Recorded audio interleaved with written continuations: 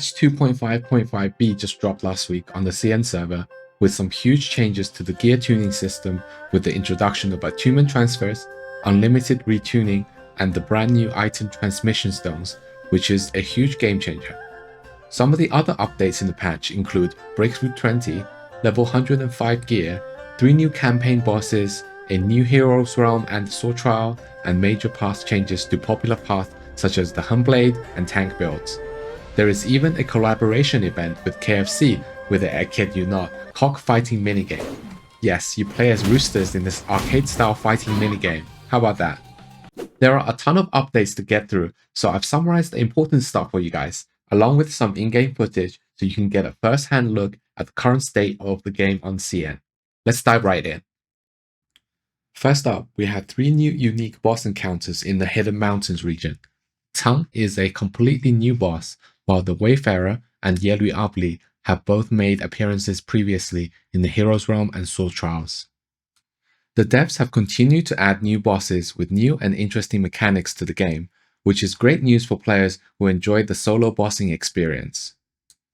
From what I've noticed, they tend to add more difficult encounters with the release of new regions, such as the Big Zhao fight from the Imperial Palace update. I mean, just look at how the fight starts. Big Zhao means business.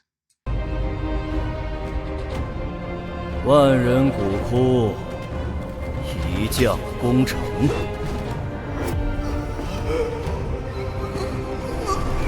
来，为朕复兴。 The most exciting part of this update is definitely the new Breakthrough 20 and level 105 gear. The level cap stays at 100, while all forms of content after the breakthrough now drop level 105 gear, giving a huge boost to our damage potential.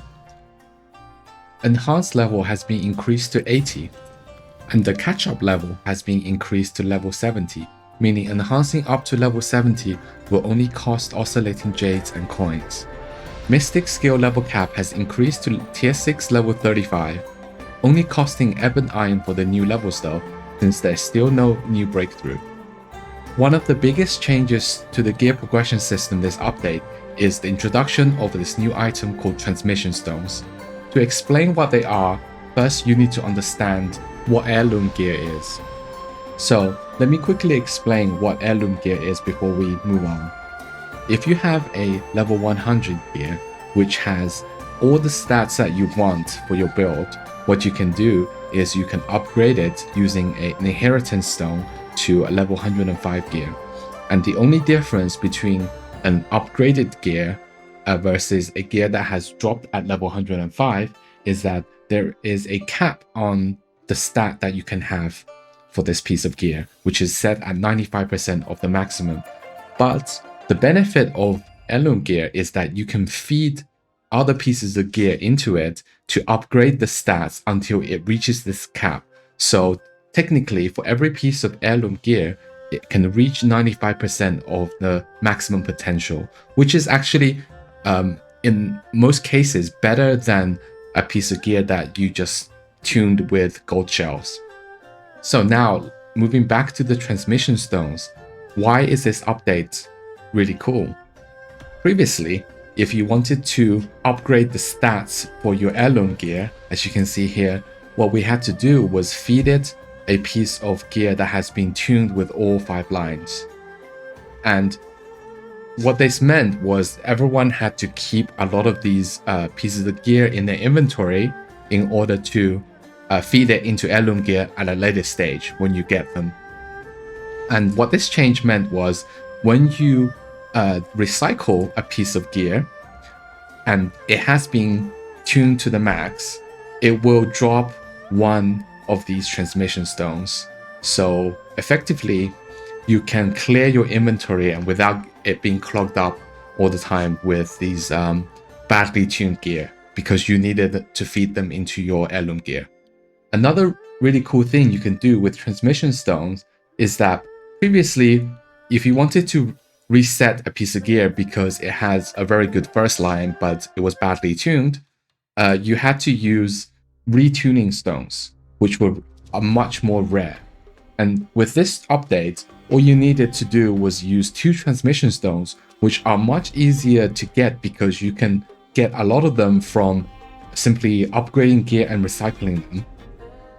This makes resetting gear much easier with this new update. Also with this update, we got unlimited retuning for stats with a 7-day cooldown. Previously, if you retuned a line on a piece of gear and it turned out to be something you didn't want, you could never retune the gear again. But with this update, you could spend additional retuning stone with a shell to keep retuning this line until you get exactly the line you want. However, there is a 7-day cooldown with this feature. Human transfers has also been introduced with this update, and what this means for gear progression is that, say you have a piece of gear that is better than what you currently have, but it's not perfect. Previously, you'd be wary of reattuning the last line because once you swap out of that piece of gear, all the attunement stones that you used on it would have been wasted.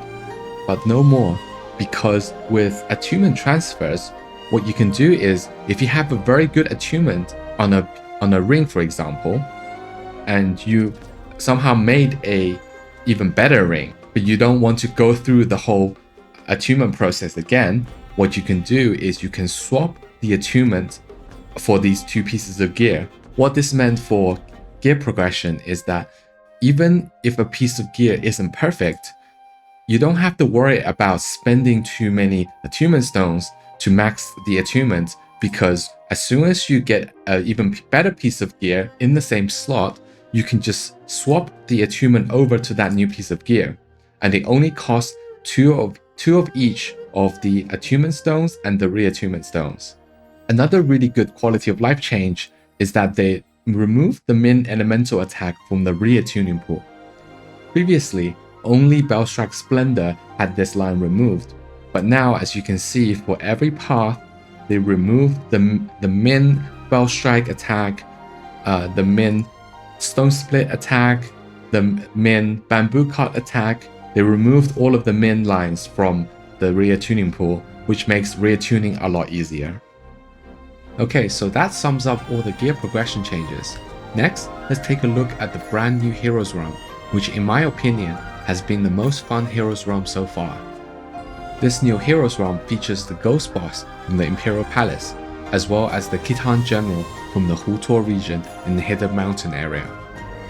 The Ghost Boss has an interesting mechanic where there are 6 candles spread around the map, and depending on what the boss does, you have to either light or extinguish the candles. When she checks the candles, if there are more than one candle that's wrong, the whole group gets wiped. There's also an intermission phase which I showed earlier, where you get a word assigned to you when you light a candle. A giant scroll appears shortly after, and you must find the correct position for your word on that scroll. For the Khitan General, we get a new ability which either summons a shield or a horse. You can use the shield to stop yourself getting sucked in by one of his abilities, while the horse is used to travel over fire on the ground, which would otherwise kill you. For the new sword trial, we have the Scorpion boss, which has a shield that negates most of our damage until we break it. And you break the shield by reflecting the lasers back at him with Golden Body. Once the shield is down, you better get ready to spam that F key.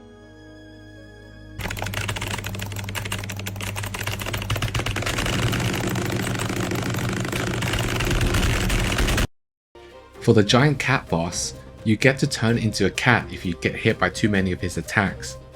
But when you turn into a cat, you can go and find fish lying around on the ground, and once you have the fish, you can summon a tornado on his ass, which does a huge chunk of damage to his shield. There's also some great news for PvPers, since they're adding 4 new servers to try and alleviate the issues some players were having with high ping in PvP. This spells some good news for global players in regions which don't have their own server.